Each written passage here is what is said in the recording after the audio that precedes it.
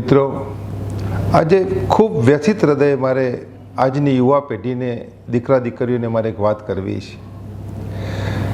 સુરતની એક દીકરી નેનુએ જે પ્રમાણે 19 વર્ષની ઉંમરે આત્મહત્યા કરી,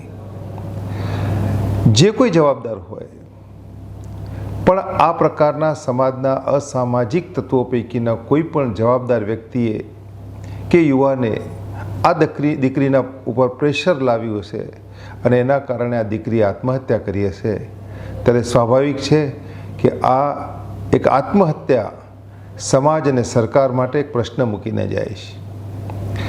આજની યુવા પેઢીમાં પ્રતિકાર કરવાની માનસિકતા જે ઘટતી જાય છે એનું કદાચ આ પરિણામ હોઈ શકે, પરંતુ એક વાત નક્કી છે કે આ પ્રકારના અસામાજિક જે કોઈ પરિબળો છે એ પરિબળો આજની દીકરીઓ માટે જોખમરૂપ સાબિત થઈ રહ્યા છે. જાણે અજાણે નાની વયની દીકરીઓ આમાં ફસાય છે અને જ્યારે એ પોતે કંઈક મૂંઝવણ અનુભવે છે અને એને કોઈ માર્ગ દેખાતો નથી, ત્યારે એ આ પ્રકારનું પગલું ભરે છે. આત્મહત્યા એ ખૂબ મોટું પગલું છે. એ પરિવારની હાલતને વિચારીએ, એના સગા સંબંધી, સમાજ અને સમાજની સાથે સાથે સૌ વ્યક્તિઓ અને યુવા પેઢીનું વિચારીએ તો આ એક સંદેશ છે. આપણે બધાને અપેક્ષા છે કે ગુજરાતની અંદર જ્યારે આપણા માનનીય ગૃહમંત્રી યુવાન છે, શક્તિશાળી છે, ઉત્સાહી છે અને એમના શહેરમાં જ્યારે આ ઘટના બને ત્યારે સ્વાભાવિક છે કે એની ગંભીરતા વધી જાય છે. કાયદાનું પાલન જરૂરી છે, પણ સાથે સાથે કાયદાનો ડર પણ એટલો જ જરૂરી છે. કાયદાના ડર વગર આ પ્રકારના અસામાજિક અને લેભાગુ તત્વો અને કેટલાક હિતશત્રુઓ યુવા પેઢીને બરબાદ કરવાનું એક ષડયંત્ર રચી રહ્યા હોય એવું ઘણી વખત લાગે છે.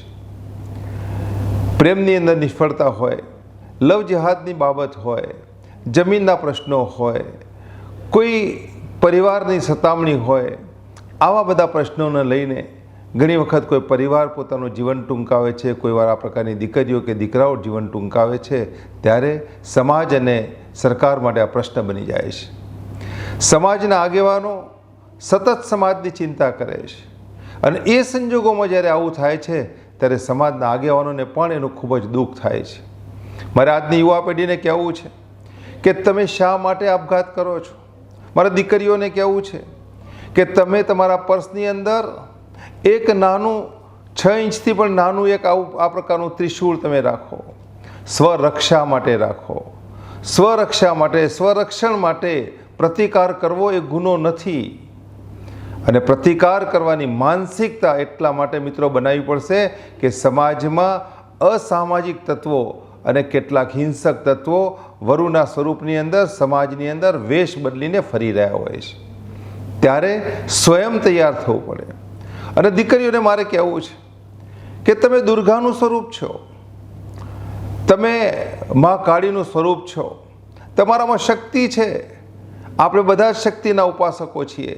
ત્યારે એ સંજોગોમાં તમે આપઘાત ન કરો. પરિસ્થિતિથી ભાગો નહીં, ડરો નહીં, તમારામાં હિંમત ક્રિએટ કરો, પ્રતિકાર કરવાની માનસિકતા પેદા કરો. તમારામાંથી એવો ડર નીકળવો જોઈએ લોકો માટે ને આ પ્રકારના અસામાજિક તત્વો માટે કે તમારી નજીકમાં ફરકી ના શકે.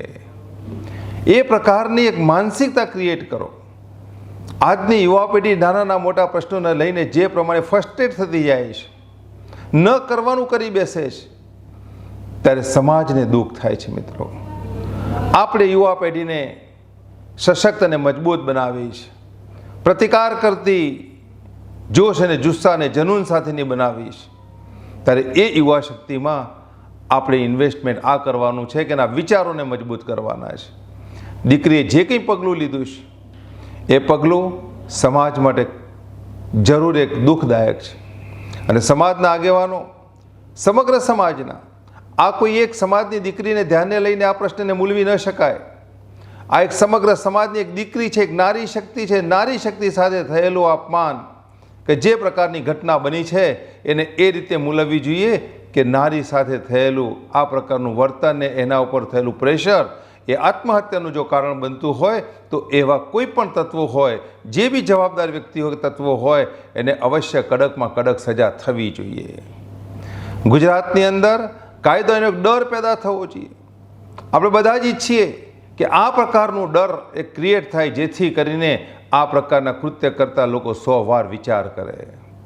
ભારતના એક રાજ્યની અંદર આ પ્રકારનો ખોફ ઊભો થયો છે અને એના કારણે એવા ઘણા અસામાજિક તત્વો એ રાજ્ય છોડીને બહાર જતા રહ્યા છે. આવો જ એક ખોફ અને ડર ગુજરાતમાં પણ યુવા પેઢીને સુરક્ષિત કરવા માટે ચોક્કસથી ક્રિએટ થાય, તો જ મને એમ લાગે છે કે આ પ્રકારના પ્રસંગો બનતા અટકી શકશે. મારે યુવા પેઢીને કહેવું છે કે જ્યારે જ્યારે તમારા મનમાં આ પ્રકારના કોઈ પ્રશ્નો પેદા થાય તો દરેક શહેરની અંદર સામાજિક અને ધાર્મિક સંસ્થાઓ છે, તમે એના આગેવાનોને મળો. આગેવાનો હંમેશા તમને મદદ કરવા માટે તત્પર છે. એમને જઈને તમારો પ્રશ્ન કહો અને એના પછી કદાચ કોઈ કારણસર એનું સમાધાન કે સમસ્યાનો ઉકેલ ન આવે તો સ્વપ્રતિકાર કરવાની માનસિકતા પેદા કરો. ડરીને આત્મહત્યા કરવાની નહીં. આપણે ક્યારેય ડરવું નથી, પણ આપણા ઉપર ખરાબ દ્રષ્ટિ કોઈ નાખે છે તો એને એની જ ભાષામાં જવાબ આપવો પડશે. અને આ પ્રકારની શક્તિ આપણે કેળવીશું તો જ હિંમત સાથે, સમયની સાથે આપણે જીવી શકીશું. મારા યુવા મિત્રોને ફરી એક વખત મારી વિનંતી છે કે તમારી અંદર એક શક્તિ પેદા કરો, તમારી અંદર પ્રતિકાર કરવાની માનસિકતા પેદા કરો. અને સરકારને મારી નમ્ર વિનંતી છે કે આની પાછળ જે કોઈ જવાબદાર હોય એ જવાબદાર સામે કડકમાં કડક સજા થવી જોઈએ. એક દ્રષ્ટાંત અને દાખલો બેસવો જોઈએ કે જેનાથી આ પ્રકારના તત્વો જે છેડતી કરે છે, જાહેરમાં છેડતી કરે છે, ખાનગીમાં કરે છે, અથવા તો કોઈ પણ યુવા શક્તિને ખોટા રવાડે કે વ્યસનના રવાડે ચડાવીને કોઈના કોઈ પ્રકારે એને શોષણ કરવાની વૃત્તિને લઈને આત્મહત્યા માટે એને પ્રેરે છે, એવા તત્વોને કડકમાં કડક રીતે એને દબાવી દેવામાં આવે, ડર પેદા કરવામાં આવે. એ મારી સરકારને પણ મારી નમ્ર વિનંતી છે. અને ફરી એક વખત એટલું જ કહું કે આ પ્રકારનો બનાવ સમગ્ર સમાજ માટે અને સરકાર માટે એક ચેલેન્જ છે. આજની યુવા પેઢી માટે પણ આ એક ચેલેન્જ છે અને આવનારા સમય માટે એ દિશાસૂચક સંદેશ છે. આપણે સૌ સાથે મળીને વિચારીએ કે હવે પછી સમાજની અંદર આ પ્રકારના કિસ્સાઓ ન બને.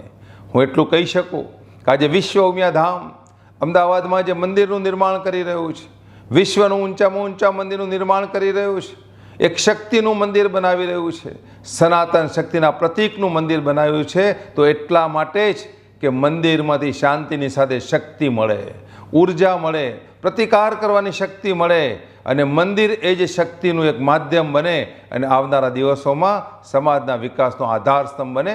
એના માટે મંદિરનું નિર્માણ થયું છે. તો મિત્રો, ધર્મ આપણને શું શીખવે છે? સ્વરક્ષા કરવા માટેની પ્રેરણા આપે છે. ધર્મ આપણને જીવન જીવવાની પ્રેરણા આપે છે અને એ જ ધર્મની સંસ્કૃતિની રક્ષણ માટે આ પ્રકારના મંદિરોનું નિર્માણ થતું હોય તો એમાંથી આપણે જરૂર એક શક્તિ મેળવીએ, નક્કી કરીએ હવે પછી આત્મહત્યાની કોઈ વાત સાથે આપણે નહીં જઈએ. હવે આપણી અંદર શક્તિ પેદા કરીશું, પણ ક્યારે ડરીને આપણે ભાગી નહીં પડીએ. આપણા પિતાને, આપણા ભાઈને વાત કરીશું, કોઈ પણ મિત્રને વાત કરીશું, પણ આવું અઘટિત પગલું હવે પછી ન લો. એટલી મારી નમ્ર વિનંતી આજની યુવા પેઢીને છે. ફરી એક વખત આ જે પ્રસંગ બન્યો છે, જે બનાવ બન્યો છે, એ પરિવારને જે કંઈ આ પરિસ્થિતિની દુઃખદ જે સામનો કરવાની શક્તિ એને મળે એના માટે મા ઉમિયાને, ભગવાનને આપણે પ્રાર્થના કરીએ છીએ. જય હિન્દ,